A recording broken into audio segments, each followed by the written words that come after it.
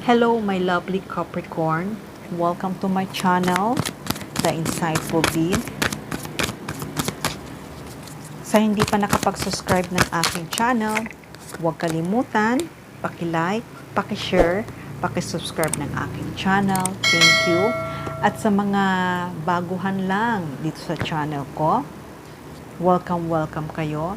At sa mga new subscriber na nag-subscribe ng channel ko, thank you.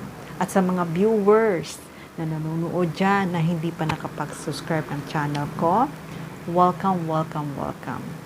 Okay, Capricorn, alamin na natin kung ano ang mensahe para sa'yo. Pero bago natin alamin yan, i-shuffle muna natin ang card.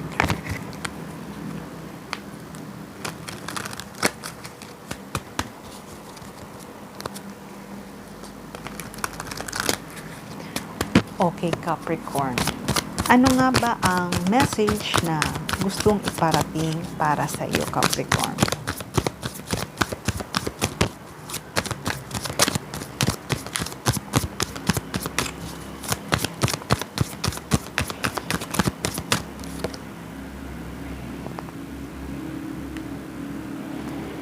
Ace of Cups, Ten of Swords, the Hermit, Queen of Wands, Queen of Swords, Six of Cups, Six of Wands,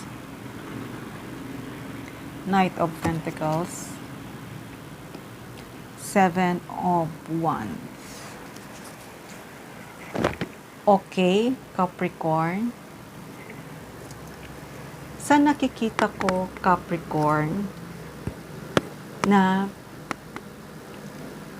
yung mga taong sa pakiramdam mo na nag-lie sa'yo, nag-cheat sa'yo, nanloko sa'yo, sa nakikita ko ay kinakat mo na siya. Ayaw mo na. Kasi gusto mo ay totoong kaibigan. At nakikita mo rin kung sino ang totoo para sa'yo at kung sino ang fake para sa'yo.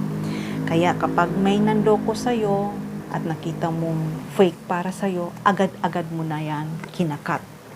At hindi ka nagdadalawang isip. Dahil nakita ko na dati ay may nag-betray na para sa'yo.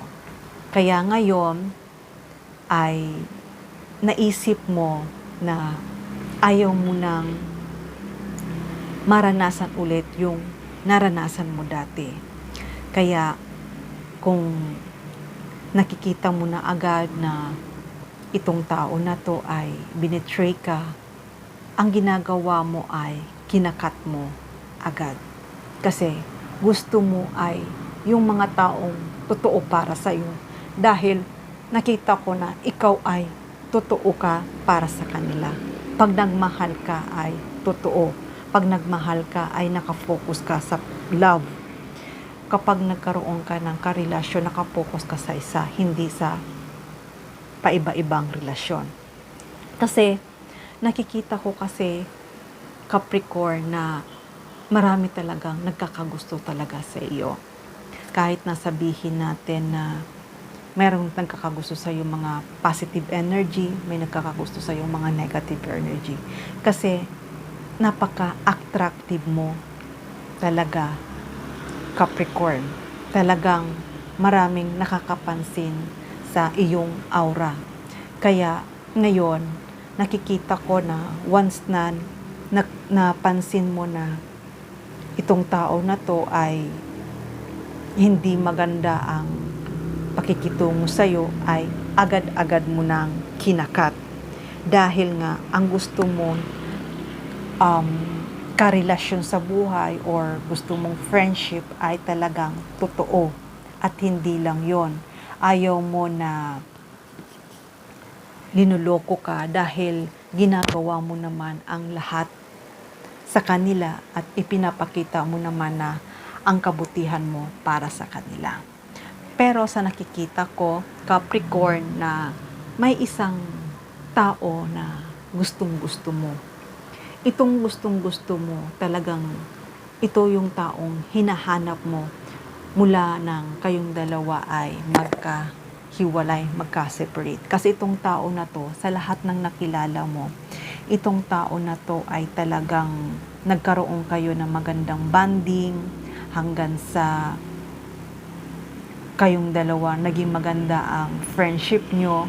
Pero itong tao na to ay gusto mo na magkita muli kayo o kaya magkasama ulit kayo. Pero sa nakikita ko, Capricorn, itong tao na to ay babalik ito sa'yo.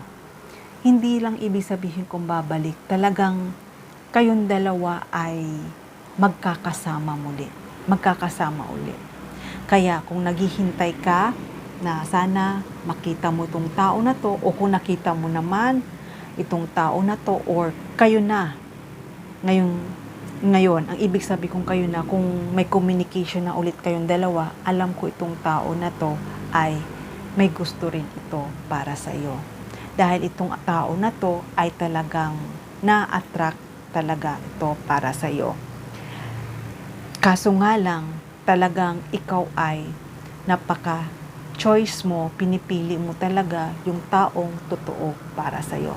Pero itong tao na to na babalik para sa iyo ay talagang mahal ka din ito. Mahal ka din ito. Kaya itong tao na to ay nagkaroon kayo ng distance para sa isa't isa dahil maaari din kasi na gusto niya munang maging successful sa kanyang karera. Pero ngayon na okay na, naging success na siya sa kanyang karera, itong tao na to ay pupunta ito sa iyo at handa na itong mag-offer ng tangible. Maaaring mag-offer ito ng mga regalo para sa iyo para pagbuksan mo siya sa iyong puso. Pero kahit na maraming nagsasabi at maraming mga hadlang na hinaharangan yung pagpunta niya para sa iyo kasi baka mamaya ikat mo rin siya, pero itong tao na to ay handa tong patunayan niya ang pagmamahal niya para sa iyo. Kahit ano pang sasabihin ng ibang tao, pero itong tao na to ay talagang seryoso ito na patunayan niya ang pagmamahal niya para sa iyo. Dahil itong tao na to, katulad mo rin ito, Capricorn, talagang seryoso to at nakafocus din ito kapag ito ay nakipagrelasyon na. Kaya, Capricorn, asahan mo na itong tao na to sa pagkikita niyong dalawa ay mahal na mahal ka nito. Kahit na nararamdaman niya na marami siyang kakompetensya, hindi pa rin siya mag-give up. Nakikita niya pa rin na siya ay magwawagi. At nakikita niya na siya ay sasagutin mo. Kaya, itong tao na to, Capricorn, sasabihin ko sa iyo na kay tagal niya nang hiniling na maging karelasyon mo. Humiling to sa langit na sana siya ang piliin mo.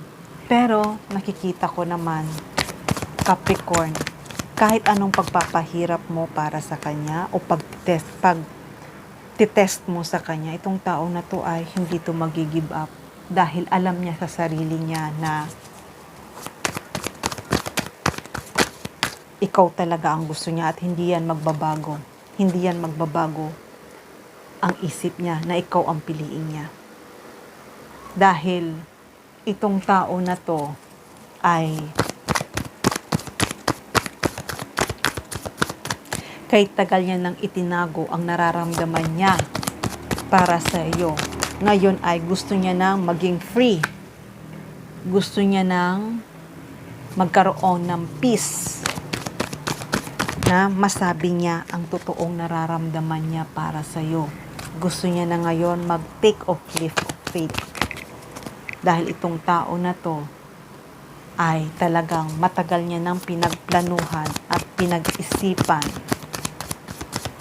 na gusto ka niya nang kausapin at sabihin ang nararamdaman niya para sa'yo. Dahil pag nasabi niya na ang totoong nararamdaman niya para sa'yo, ang nagkakaroon na siya ng freedom. Parang nakaalis na siya sa fear niya, nakaalis na siya sa takot niya. Dahil at sa wakas, nasabi niya na ang totoong nararamdaman niya.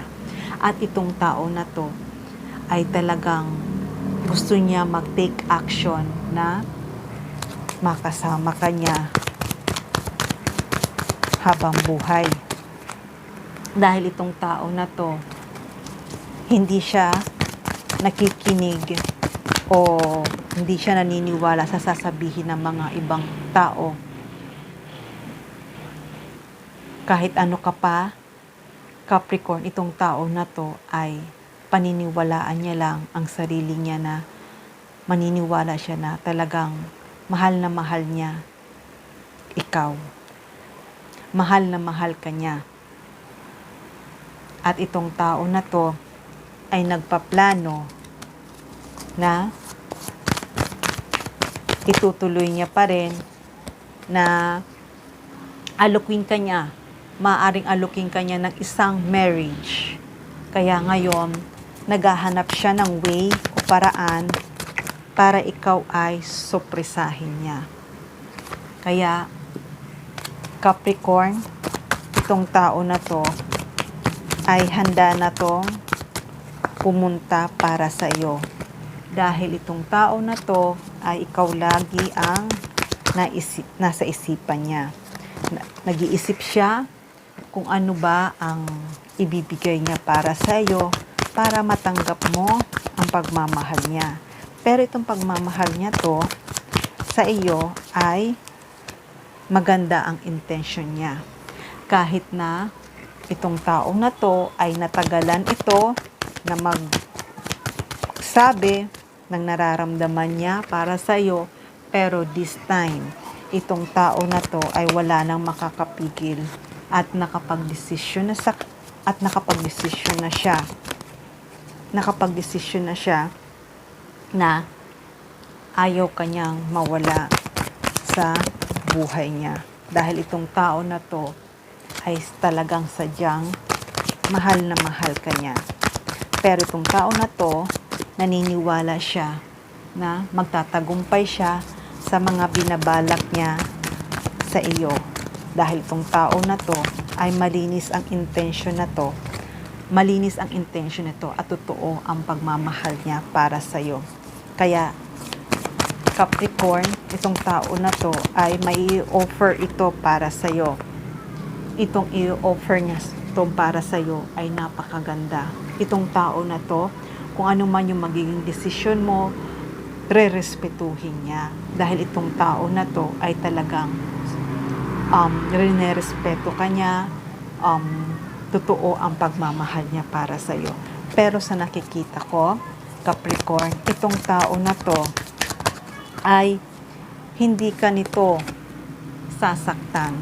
Hindi ka nito sasaktan, kundi ibibigay niya sa iyo ang magandang buhay at ikaw ay magiging masaya sa piling niya. Kaya kung naghihintay ka ng totoong pag-ibig, eto na. Eto na. Ito na ang hinihintay mo na makukuha mo na. Makukuha mo na itong totoong pag-ibig. Dahil itong tao na to ay makikipag-communicate na to sa'yo at makikipag-date ito sa iyo. Kaya, be ready, Capricorn. Dahil itong tao na to ay susupresahin ka niya. Susupresahin ka niya na gusto niya na kayong dalawa ay magsama na. Dahil itong tao na to, ikaw sa tinagal-tagal, ikaw talaga ang choice niya at may ibibigay siya para sa iyo. Itong ibibigay niya para sa iyo. Kaya kung anuman dumating para sa iyong pagbabago, ay itong pagbabago na to ay napakaganda. Kung anuman yung winish mo, ay magkakaroon na ng katuparan at lalong magiging masaya ka. At isang maganda at masaya at successful ang pagmamahalan yung dalawa, ang pagsasama yung dalawa ay isang successful. Magiging masaya ka sa piling ng tao ito. Kaya Capricorn, itong tao na to ay talagang masasabi mo na siya na talaga ang para sa'yo. Dahil itong tao na to ay siya talaga ang magbibigay ng happiness sa'yo at sa magiging pamilya mo. Mahal na mahal ka nitong tao na to. At itong tao na to ay loyal, faithful, honest sa'yo. Isa tong mapagmahal na kapartner. Okay Capricorn, hanggang dito na lang muna ang mensahe na to. Huwag kalimutan, paki-like, paki-share, paki-subscribe ng aking channel. Love and peace. Mwah!